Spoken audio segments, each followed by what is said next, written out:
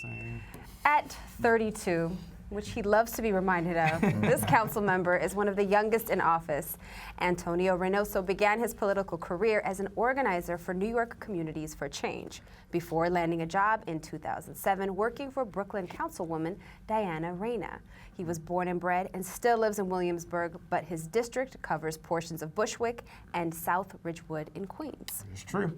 And where he lives is ground zero for one of the biggest issues in Brooklyn or any other neighborhood or borough for that matter. And it's other neighborhoods that are really just starting to deal with it. Gentrification. But he's involved with plenty of other issues facing the city council, from education and the budget to justice reform and the decriminalization of marijuana, and more. He's here to tell us about his first year and a half on the job and his goals for his district over the rest of his first term. And we're delighted to have sitting at the table for the first time. Yes. We've had you on the phone, but Mr. City Councilmember Antonio Reynoso, welcome to BK Live. Thank you for having me. Really happy to be here. Very glad to have you. Tell your friends, have them come by. We will, I will. So it's been a year and a half. Yes. How would you categorize this time, going from, a freshman city council member to one of the most active people in the chamber? Well, I was a chief of staff prior to being a council member, so I feel like I have a lot of experience already. So when I went in there, I kind of used it to my advantage in knowing the systems of the city council and being able to make sure I got as many resources for my community as possible. But there's still growing pains no matter what you do. It's a new position for me. My staff is all new. So we're all growing together. So it's been an amazing adventure to actually be able to affect change and actually do that. I myself can do it. It is remarkable, and I'm extremely blessed to be a council member. So year two, I hope to do more butt kicking for my community, hopefully. Nice. So now that your name is above the office, is it different? Because I know, I see you in the neighborhood all the time. You're always out and you're very visible. But now that it's like one of one, you're the guy instead of the chief of staff, who some people might know if they come by the office. But now people are like, I voted for you. So how has that level of expectation changed? Yeah, it's changed significantly. Yeah. And I actually felt like I could do more as a chief of staff than I can as a council member. The issues that come to me are very different. It's all mostly housing is a huge issue, but I can't walk down my own neighborhood anymore if I want to make anything on time because I always get stopped by what we call the Doña Conchitas of the world that always have issues. Yes, but it's changed. As a chief of staff, I felt like I was interacting more with agencies and being able to deal with issues on a very specific level. Like you're moving. Yeah, but now as a council member, I'm trying to deal with issues on a grander scale, try to affect change in the entire council district. And people want me to help them with their apartment, right? Or help them with their issue. And what I'm trying to do is figure out a way that I can help them through legislation and through more meaningful and more macro level changes. And your phenomenal staff as well. It's like, talk to my people. I hired good folks and they're ready to work. I got an amazing staff. For a long time, they were all women, which was amazing for me. They're extraordinary, and they've all stood with me so far. No one's left me. Only one person that moved up to bigger and better things, and because of that, they're starting to do real work. They're really moving the ball in my office, and they say that your staff is improving when your work gets easier every time. So I'm the face of the Antonio Reynoso movement, but they're absolutely the work. Okay, so part of your machine was working on the Right to Know Act. All right, so tell us why it's important for this to actually pass, and what has been the support of the mayor and the speaker.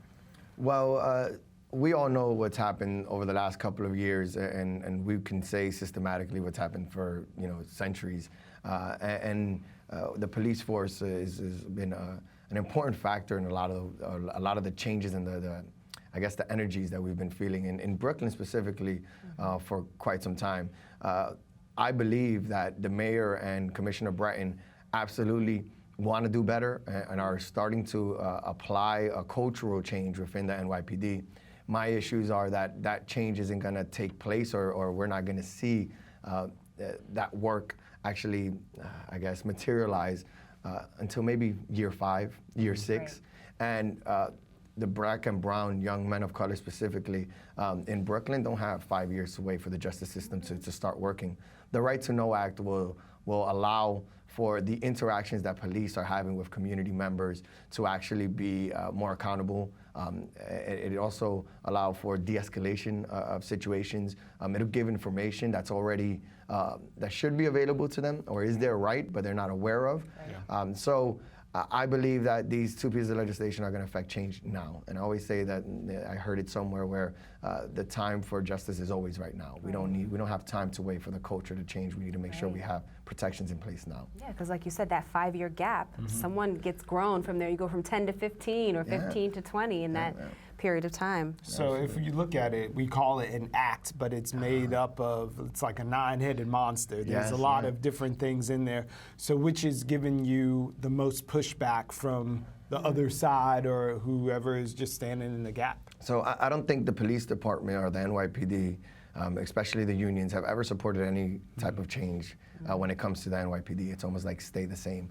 It was the same critics that said the stop and frisk, that once we get rid of it, we're going to fall back into the 90s where crime was at an all-time high. Obviously, a year later, a year and a half later, crime is actually steadily decreasing, which means that their vision of the apocalypse of New York City hasn't materialized. So I want to say that I say that because I take their criticisms, I only take it, I guess, with a grain of salt is what I want to say. I'm not 100% sure how the saying goes. But the criticism is mainly with consensus search. Consensus search is actually the one I'm primarily sponsoring.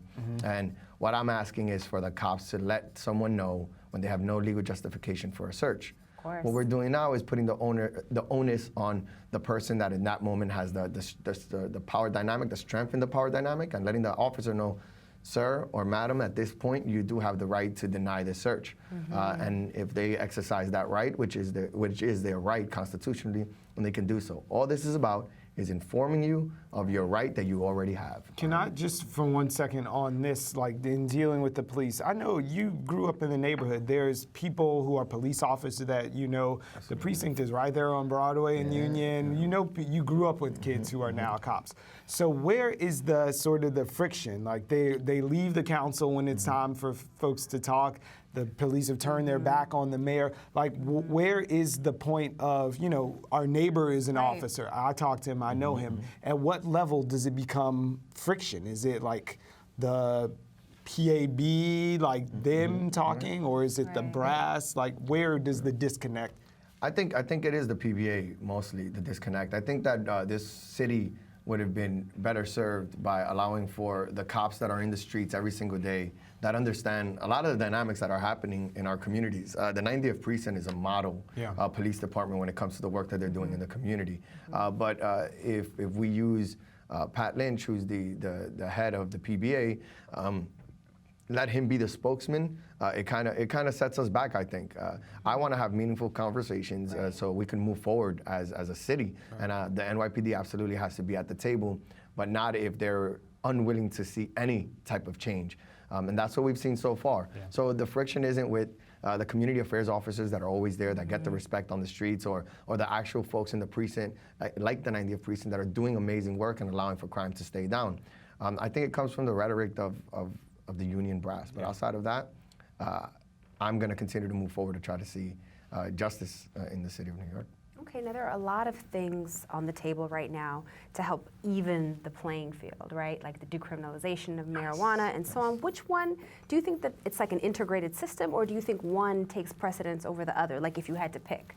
I'm an elected official. I never want to pick, right? I want them all. But what I think that I want people to know is that, for example, in 2012, there were over 700,000 stop and frisks, of which over 50,000 were young men pulling the contents out of their pocket where they had a right to refuse a search that they didn't know they had, and in doing so expose themselves with small amounts of marijuana.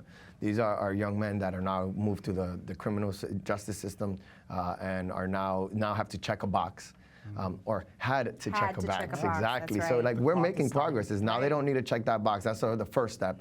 I personally think we have to grandfather the clause and just allow for anyone that was ever arrested for small amounts of marijuana to absolutely to expunge their records. I It agree. never happened. And I think we're making progress. What we did is destroy the lives or hurt the lives of over 700,000 people in one way, and actually affect the lives of over 50,000 young men. So I want it all because the injustices that have happened throughout the years, we can't justify it with just one change or two changes. It's a systematic change that we need to make.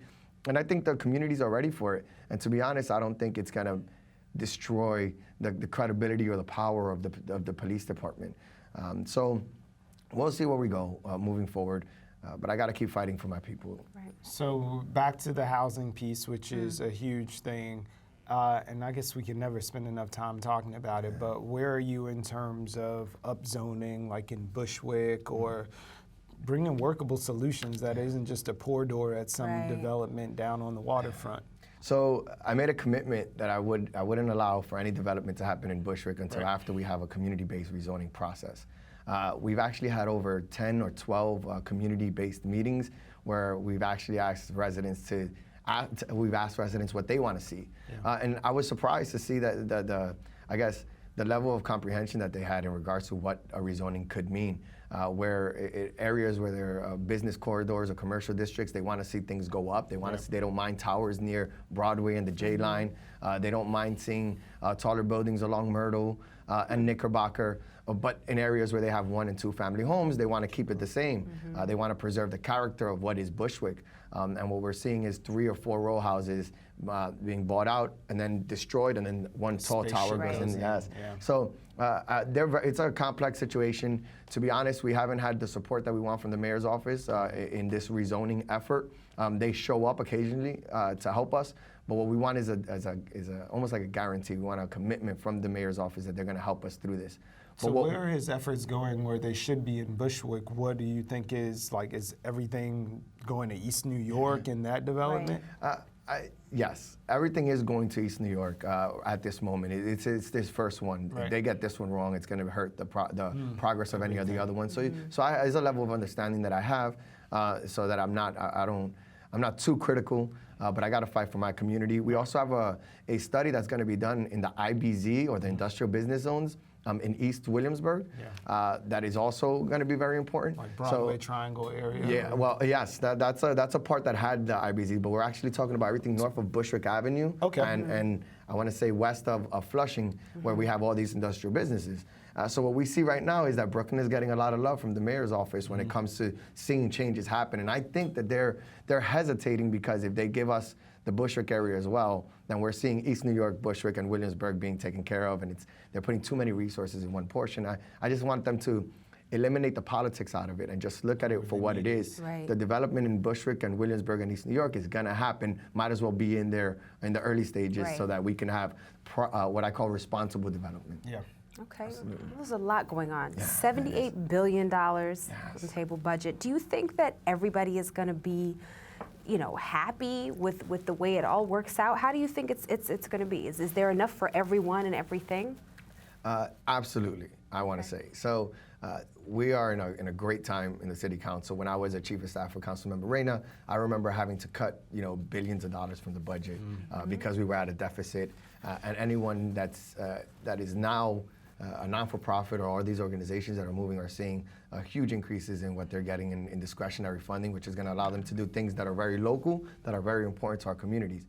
But also, we're seeing the mayor implement very valuable pieces of policy tied to money. Right? He's not just talking about it; he's putting the money where his mouth is. So I want to commend him for that. And then we're also seeing $170 million for 1,300 new cops. That's where I'm a little concerned. I thought Bill would be much better at negotiating, and we got more than we wanted, than I wanted. But 1,300 cops during the lowest crime rates in the city of New York, to see that huge of an increase in cops, I thought those resources could have gone to jobs for young people, especially in the summer. We've seen a direct correlation with when we give young people jobs that they end up, I think it's like 60 to 70% lower chances of getting into a life of crime. But this budget took care of every initiative that we wanted to take care of. And to be honest, I think there's going to be more growth coming. And it happens through gentrification, by the way. So everyone should be okay right now. No one should be complaining about money. Okay. Well, just to turn lane from the sublime to the ridiculous, Donald Trump, Yes. permanent foot Yeah. and mouth disease. We've got you, we've got Menchaca, we've got Richie, the speaker.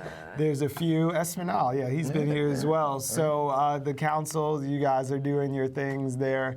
So tell us who you're going to be voting for. Are you going to pull the lever for Mr. Trump, or is I was our gonna say, be I know who very he's not voting for. no, Yeah. like what is, we're Right. making things happen would be- in the city council. It would be something, it would say a lot about who we are as a country if I have to choose, because that would be in the general, right? It would be in a general election. Yeah. It mean that he made it through the primaries and that's the Republicans' choice. It would really speak to what this country is if he got that far. So I would never want to see his name on any ballot. I'm a Democrat, so I'm not going to do it during the primary, obviously. But I do want to say, in these conversations we're having regarding, the Confederate flag and with Donald Trump, the fact that we even have to vote for the taking down of a flag. I had a good friend, Jamani Williams, actually saying, I'd rather them keep the flag up so that we know that racism exists, right? And bringing it down and kind of scratching off racism because the flag is down now. Yeah. There's no racism. He says, just keep it up because at least you recognize that it exists.